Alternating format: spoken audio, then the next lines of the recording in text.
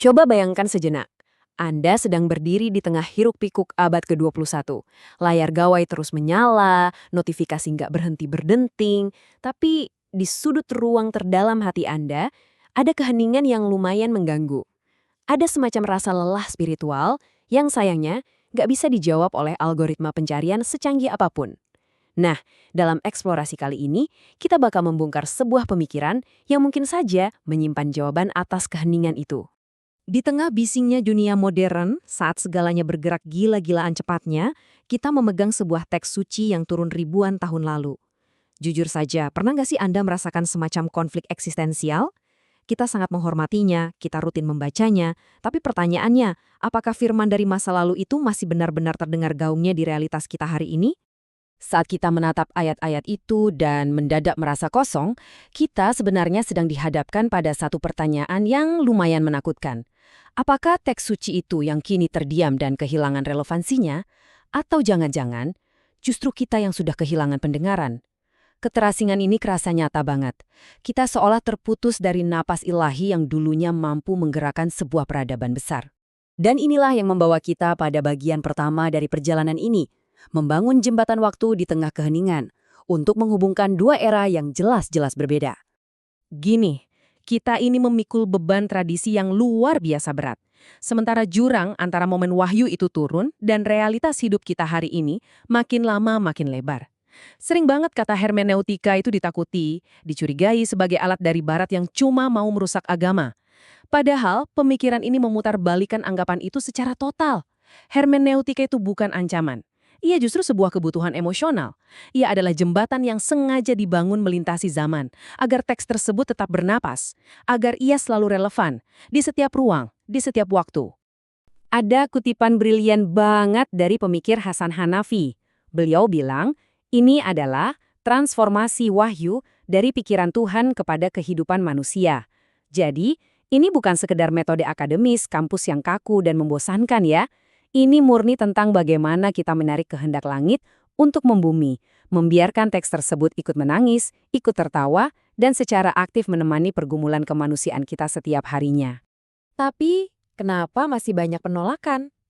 Nah, ini masuk ke bagian kedua kita, tentang ketakutan menatap cermin dan perasaan adanya ancaman terhadap kesakralan. Kita harus akui, ada semacam resistensi psikologis yang sangat dalam ketika kita disodorkan cara-cara baru dalam membaca teks suci. Di tengah gempuran modernitas yang serba membingungkan ini, identitas kita terasa terancam. Krisis ini seolah memaksa kita berdiri di persimpangan yang tajam. Apakah kita berani beradaptasi, atau justru kita memilih membekukan pemahaman sekeras-kerasnya semata-mata karena kita takut kehilangan pijakan?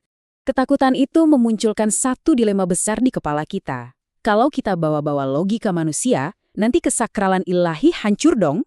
Penolakan terhadap pemikiran baru ini seringkali bukan karena orang keras kepala secara keilmuan loh. Itu adalah rasa takut manusiawi yang paling jujur. Rasa ngeri kalau pondasi spiritual yang selama ini menopang hidup kita tiba-tiba runtuh begitu saja. Namun di titik krisis itulah kita menemukan bagian ketiga. Sebuah kunci yang selama ini disalahpahami, yang ternyata mampu membuka ruang kebebasan dialog.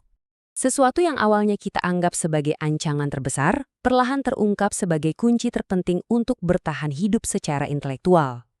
Coba pikirkan, membaca teks secara statis, membekukannya murni di masa lalu secara harafiah, itu pada akhirnya ibarat mengunci oksigen di dalam kotak kedap.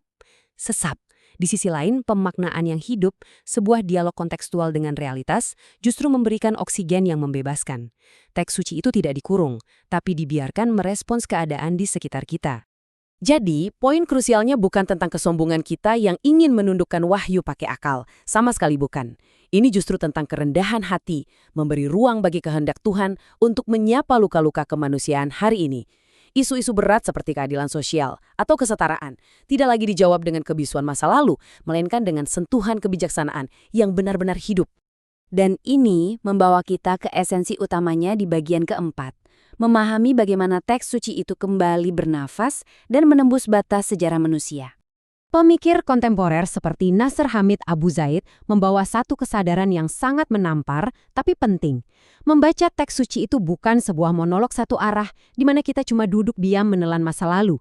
Ini adalah sebuah relasi dialektis. Teks itu hidup justru karena ia dibaca, dipikirkan, dan digumuli oleh manusia yang punya realitas hidupnya sendiri-sendiri. Makanya, dalam pandangan ini, melepaskan lapis sejarah dan budaya manusia masa lalu dari sebuah teks itu sama sekali bukan upaya membunuh pesan Tuhan. Kebalikannya, itu adalah sebuah upaya luar biasa untuk membebaskan pesan murni tersebut dari belenggu debu masa lalu.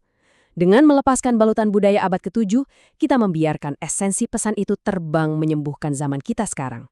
Pada akhirnya, kita tiba di bagian kelima. Menyadari bahwa ini semua adalah sebuah percakapan yang belum selesai. Sebuah pantulan diri kita di masa kini. Mari kita bawa semua konsep megah tadi kembali ke ruang personal kita. Dengar baik-baik, iman itu bukanlah museum yang membekukan waktu, tempat kita sekedar jadi satpam penjaga barang antik. Iman itu adalah percakapan abadi yang terus bertumbuh. Anda diundang untuk menjadi mitra dialog yang merawat peradaban, bukan cuma pengagum masa lalu. Gagasan-gagasan yang mengguncang sekaligus melegakan ini sebenarnya berakar sangat kuat dalam eksplorasi pemikiran di buku Hermeneutika Al-Quran karya Fahrudin Faiz dan Ali Usman. Ini jelas bukan sekedar tumpukan kertas berisi teori metodologi yang bikin ngantuk. Di dalam lembaran-lembarannya tersimpan sebuah pintu gerbang pembebasan intelektual yang mungkin selama ini diam-diam Anda butuhkan untuk menjawab rasa lelah di awal tadi. Dan pada akhirnya, semua realitas ini meninggalkan kita dengan satu renungan eksistensial yang tajam. Kalau dia terus berbicara melintasi batas-batas zaman, kira-kira kita udah benar-benar mendengarkan belum ya? Ataukah kita masih menutup rapat-rapat telinga kita hanya karena rasa takut? Jawabannya, murni menunggu untuk Anda temukan sendiri.